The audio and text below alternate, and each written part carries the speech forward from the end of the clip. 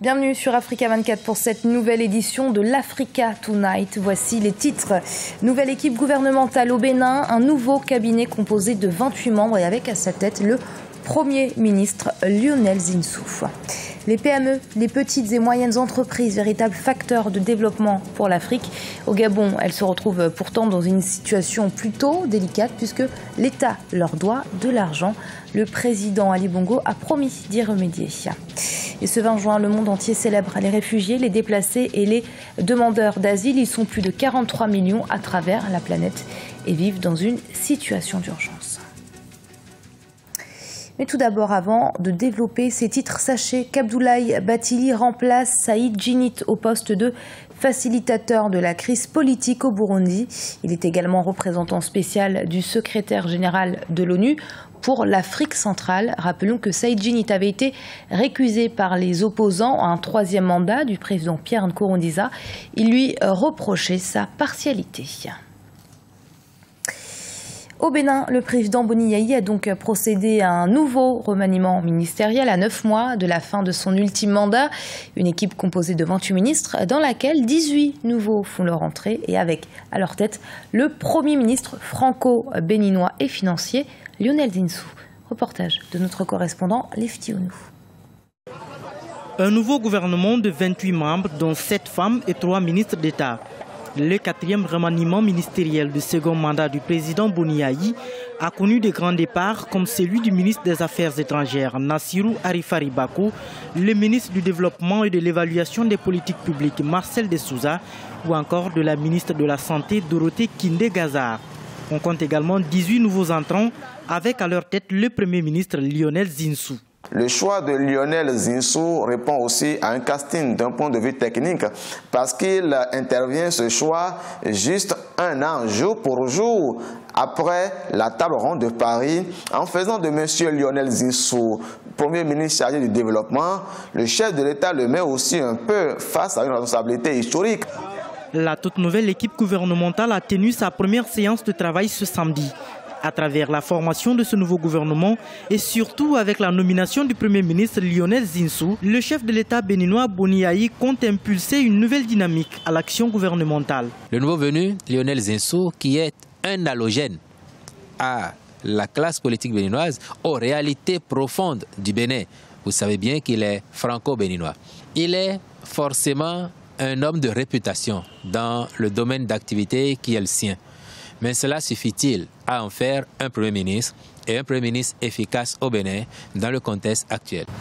25% de femmes au sein du gouvernement, l'on est encore loin d'atteindre les promesses de campagne du président Boni Yayi qui totalisera 10 ans à la tête de l'État béninois en avril 2016.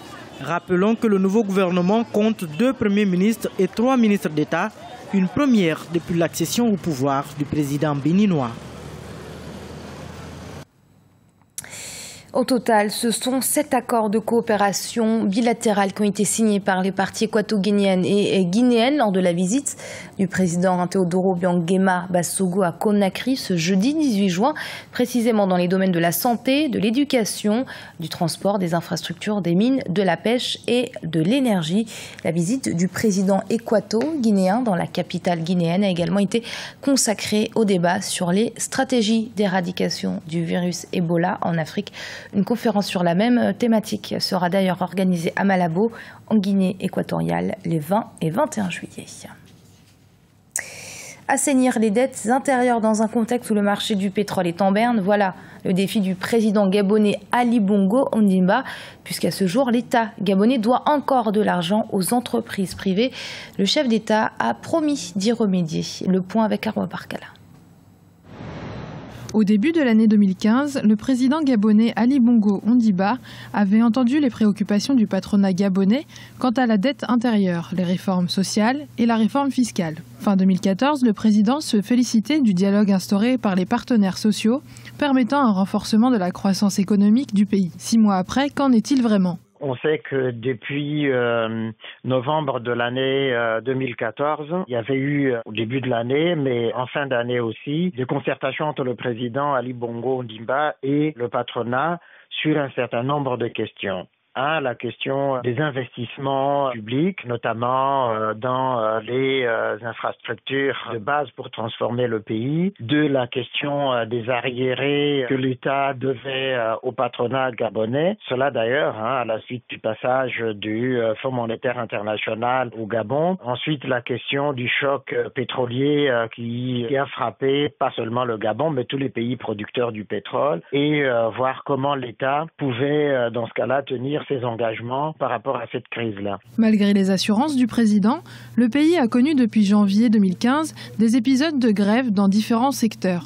À ce jour, l'État doit encore quelques 400 milliards de francs CFA aux entreprises. La baisse du cours du pétrole entache la bonne volonté des autorités à recouvrir les dettes et assainir les finances publiques. Les grèves qui ont frappé un certain nombre de secteurs de la vie gabonaise, enseignants, médecins, etc., tout cela qui peut perturber la situation sociale, économique et politique. Et donc, les actions de développement à mener pour arriver au plan Gabon émergent.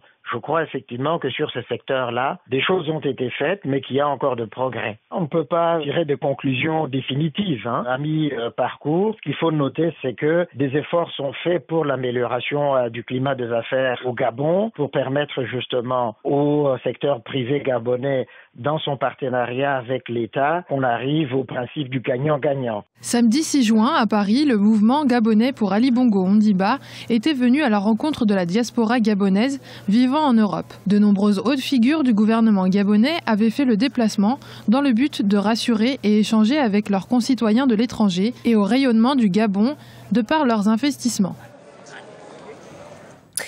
20 juin, journée mondiale des réfugiés. L'Assemblée générale des Nations unies a fixé cette journée pour faire connaître la situation d'urgence dans laquelle se trouvent les 43,7 millions de réfugiés à travers le monde entier. Et l'Afrique est particulièrement touchée par cette problématique. Les zones à conflit contraignant chaque année des millions d'Africains à fuir leur foyer. Lisez-le à Kizimana. Depuis 2001, le 20 juin marque la journée mondiale des réfugiés. Plus de 100 pays célèbrent ainsi cette journée qui est dédiée aux déplacés, aux demandeurs d'asile et aux réfugiés. Cette année, le thème est « Un réfugié, c'est une personne ordinaire comme vous, comme moi, mais qui vit une situation extraordinaire ». Cette journée est très importante parce qu'on constate qu'il y a de plus en plus de réfugiés. Donc cela témoigne aussi de l'instabilité du monde et surtout de l'Afrique. Et aussi, on peut souligner que c'est une façon aussi d'être solidaire avec les réfugiés. Demain, ce sont ces gens-là qui sont des réfugiés. On ne sait pas si demain les autres ne seront pas des réfugiés. Donc c'est un moment pour se recueillir, un moment pour se demander si vraiment demain on peut éviter qu'il y ait de plus en plus de réfugiés dans le monde. Au Burundi, cette journée sera célébrée les 22 et 23 juin dans les camps de réfugiés de Kinama à Muyinga et de Kavumu dans la province de Chankuzo.